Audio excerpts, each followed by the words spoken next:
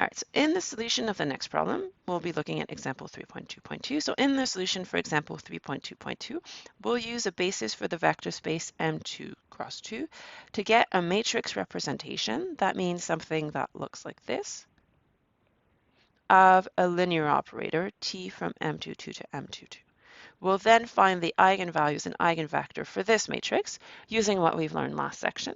Finally, we will translate these eigenvectors back to M22 to get eigenvectors of T. All right, so we're using a basis to identify M22 with R4, and then in R4, we use what we did last section, and then we go back using the identification again. All right, so let's say we want to find basis for all eigenspace of the linear transformation that sends a matrix A to A plus A transpose. All right, let's start with the standard basis. That's the one we like the most. I want to find the matrix representing T in that basis. So T BS. If you remember how to build this, great. If you don't, let me remind you. You take the first basis element, you apply T to it, and then you have to find the coordinate vector of that element in terms of the basis. And then you do it for the second basis vector, and so on. All right, so I'm going to do all of them on the side here. If I apply T to the first basis vector, that's going to be T plus T transpose, A times A plus A transpose. So A transpose is the same, and so what I get is 2 times 1, 0, 0, 0. All right, so here I'm going to look at where 1, 0, 0 is sent. We have it here, and I have to write that element in terms of the basis that I've chosen.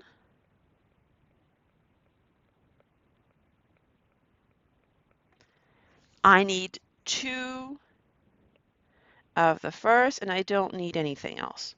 So my first column vector is 2, 0, 0, 0.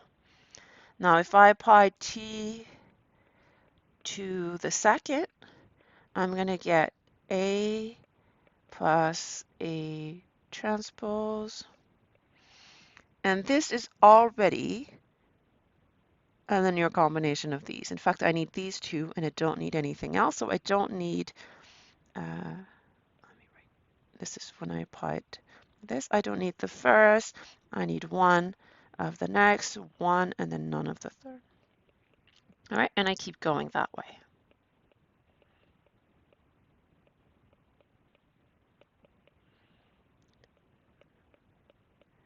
All right, again, for this one, I need the middle 2, and then final matrix.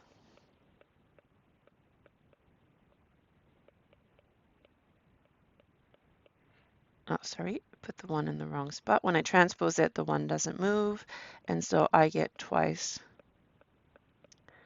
And so I get 2, 0, 0. All right, so here's the matrix representing this linear transformation in the standard basis for M22.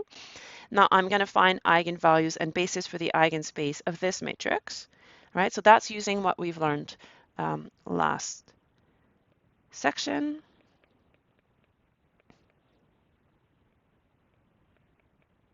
So I'm going to look at the characteristic polynomial. I'm going to need to take this determinant.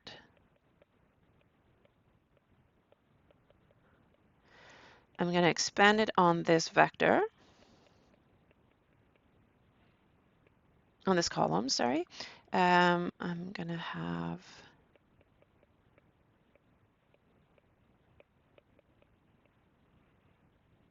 now I need to expand again. I'm going to expand on, you could do third row. Let's do third row.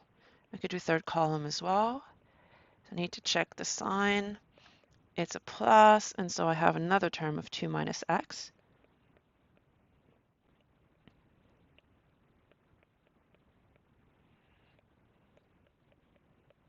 And now I'm left with the 2 by 2, which I can just expand. Or you could use row operation as you wish. Let's do row operation. So row 1 plus row 2 into row 1. That's going to give me 2 minus x, 2 minus x, 1, 1 minus x. And so I'm going to factor another 2 minus x.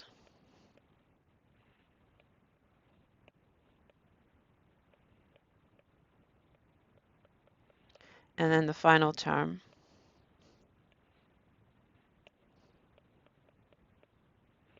is 1 minus x minus 1. And so I end up with minus x, 2 minus x cubed. My eigenvalues are lambda equals 0 and lambda equals 2. All right, so this will tell us that the eigenvalues of t are 0 and 2 as well.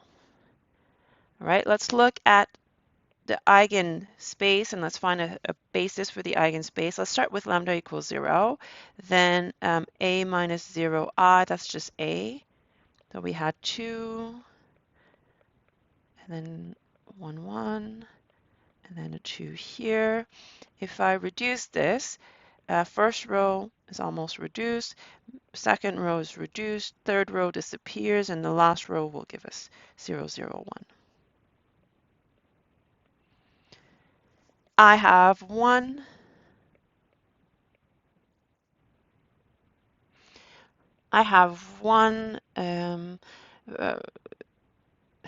that name just skipped my brain. I have one free variable. And so if I look at x, x is going to be 0, y is going to be minus s, z is going to be s, and w is going to be 0. And so my eigenvector is 0, minus 1, 1, 0 times s. My eigenspace is this for any s, so a basis for it will be just 0, minus 1, 1, 0. For lambda equals 2, I have a minus 2I. That will be 0, 0, 0, 0, 0 minus 1, 1, 0, 0, 1 minus 1, and then all of zeros. And so this reduces to a single non-zero row. So I'm going to have 3 free variables. So I have s, I have t, and I have u. I end up with x equals s, y equals t, z equals t, and w equals u. And so my eigenspace will have 3 generators. And so the basis for eigenvalue 2 is 1, 0, 0, 0, 0, 1, 1, 0, 0, 0, 0, 1.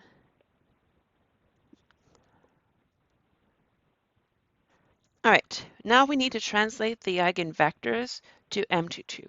This is easy because we are really comfortable with the identification of M22 with R4, but let me show you how to do it because in some cases it will not be as obvious. For lambda 0, the eigenvector I have is 0, minus 1, 1, 0. All right, so I apply my phi map. That's going to send to 0 times my first basis of the standard basis, then minus 1 times the second, plus 1 times the third, and 0 times the last. All right, so you have the coordinate vector of your eigenvector, and you just have to take the linear combination that corresponds to it, and then you'll get the eigenvector for the linear transformation. All right, so B for E0 of t, that will be 0, minus 1, 1, 0. All right, you do the same thing for lambda equals 2. You take each one, and that will give you 1 times 1, 0, 0, 0, and so I get 1, 0, 0, 0.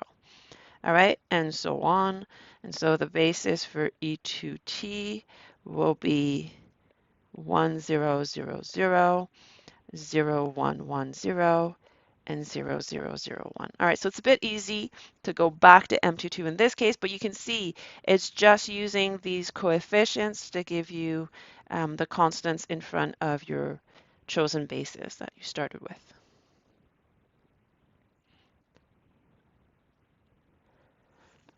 All right, so let's make this more precise. In the next video, I'll actually give you a theorem that tells you exactly how the eigenvectors of t corresponds to the eigenvectors of tb, and then we'll have our method for finding eigenvectors.